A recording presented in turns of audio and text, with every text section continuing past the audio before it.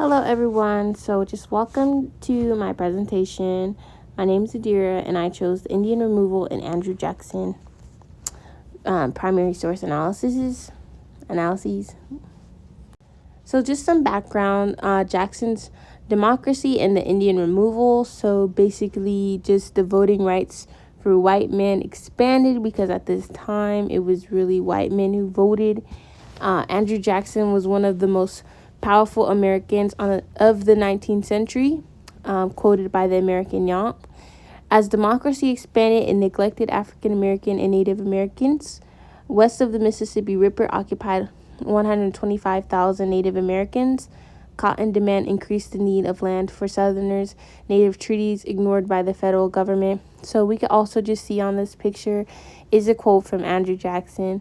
And I put this because I thought it was very strong in what he believed in and around that time period. So I felt like this kind of wrapped both of them and it intertwined them pretty nice.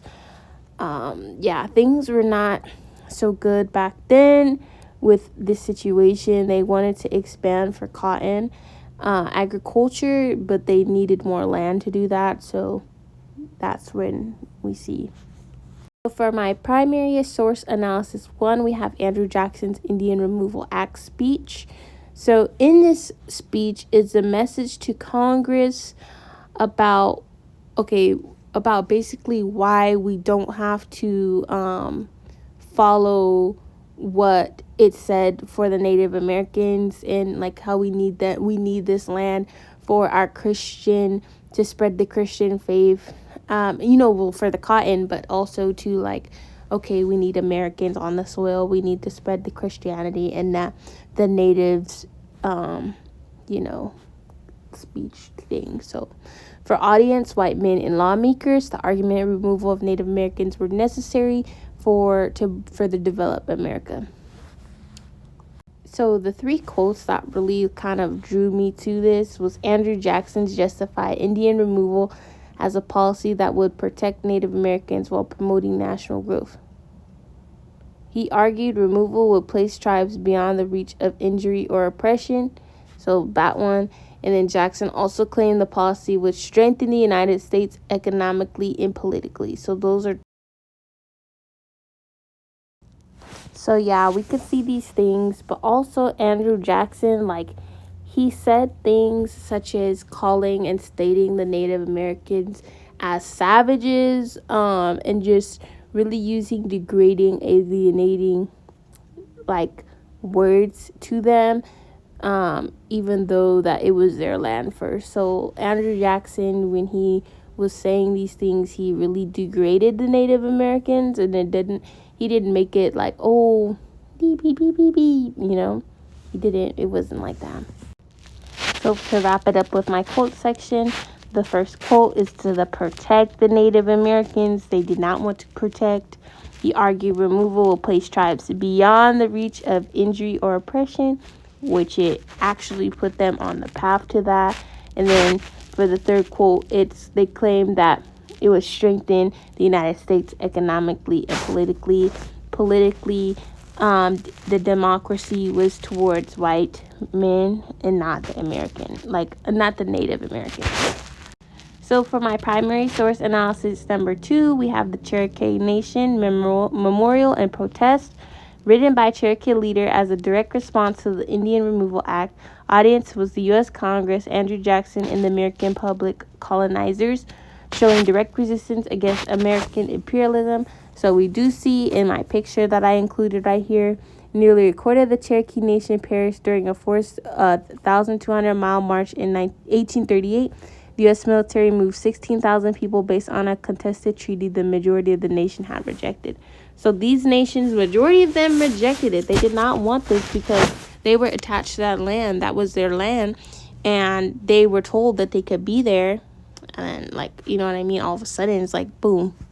It's like you're renting a home or you bought a home and then they're like, oh, actually, you can't have this home. We need it. What do you mean? I already paid the money, but. So here are my 3 quotes. When the ancestors of the people of these United States first came to the shores of America, they found the red man strong.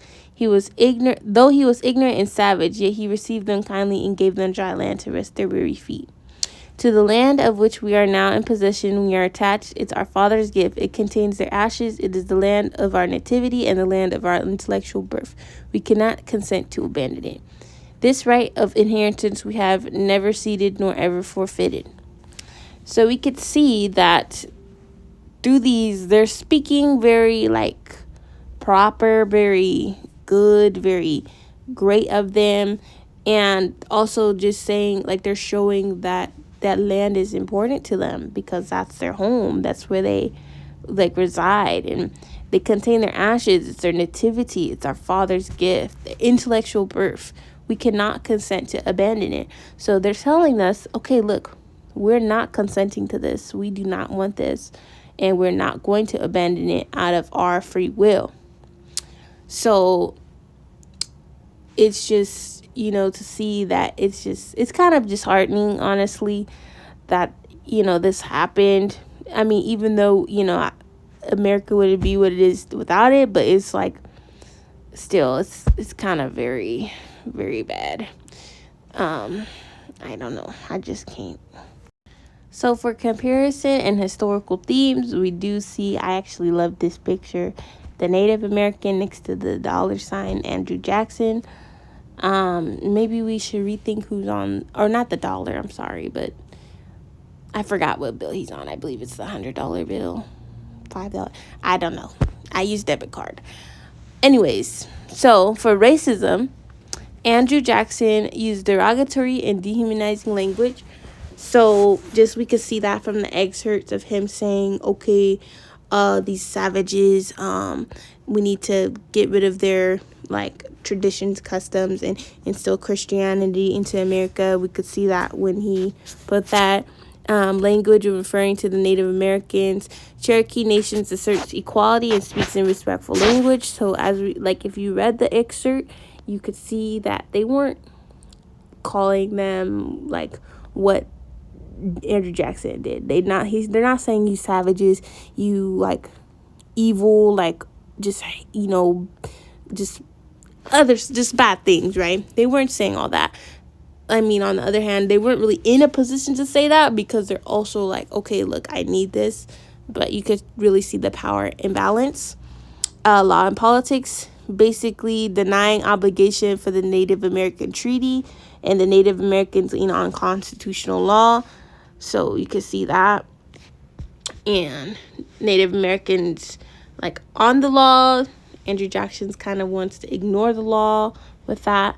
And the third one was expansion and imperialism. So Jackson supports the westward expansion on Native land, and the Native Americans reject the expansion. So obviously the Natives are going to reject it. They want to stay in their home. But Jackson supported this because they needed more space for cotton agriculture, as well as just to expand and to kind of get rid of the Native Americans.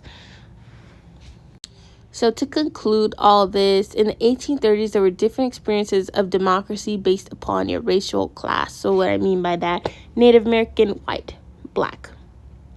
It excluded Native Americans and Black Americans, and then Indian removal reveals contradiction between ideals and reality. We love to say that it's democracy, but back then it was not democratic at all. The natives did not really have a say in moving or not, because if they did, then guess what?